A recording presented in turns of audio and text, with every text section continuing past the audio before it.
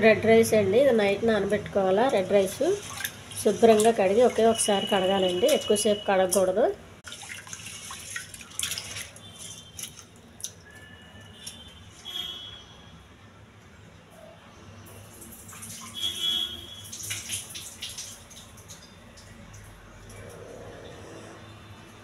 ఒక చిన్న గ్లాసులో సగం బియ్యం అండి అయ్యి. ఈ గ్లాసుతో 4 గ్లాసులు వాటర్ వేసుకోవాలి.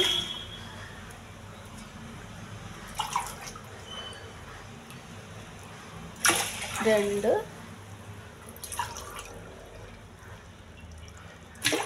3 ఇంకో గ్లాసు వాటర్ వేయాలండి. 4 గ్లాసులు నీళ్ళండి. స్టవ్ వెలిగించి గిన్నె పెట్టుకొని కొంచెం మంట ఎక్కువలోనే పెట్టాలండి. ఫస్ట్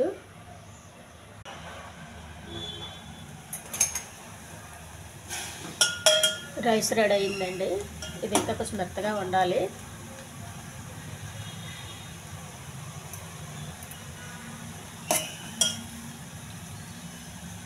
ఇది చాలా హెల్దీ రైస్ అండి. ఇది చాలా టేస్ట్గా ఉంటుంది. సిమ్లో పెట్టేయాలి. ఇప్పుడు నీళ్ళు కొంచెం ఉన్నాయి అనగా సిమ్లో పెట్టేయాలి.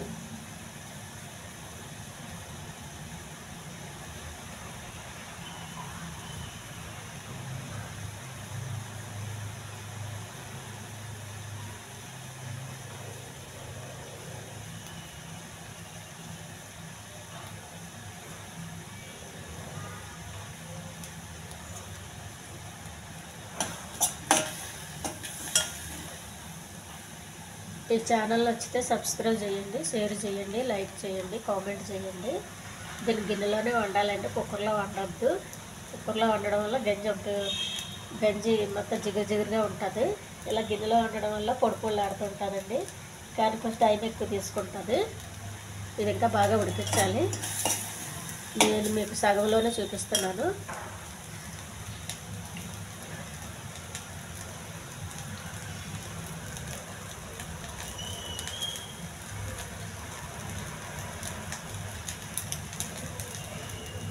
ఈ రైస్లో ఏ కూర రైస్ తిన్నా బాగుంటుందండి. మిల్లెట్స్ అయితే చప్పగా ఉంటుంది, కానీ ఇది కొంచెం పర్వాలేదండి, తినొచ్చు. స్టవ్ ఆపేయచ్చండి ఇంకా.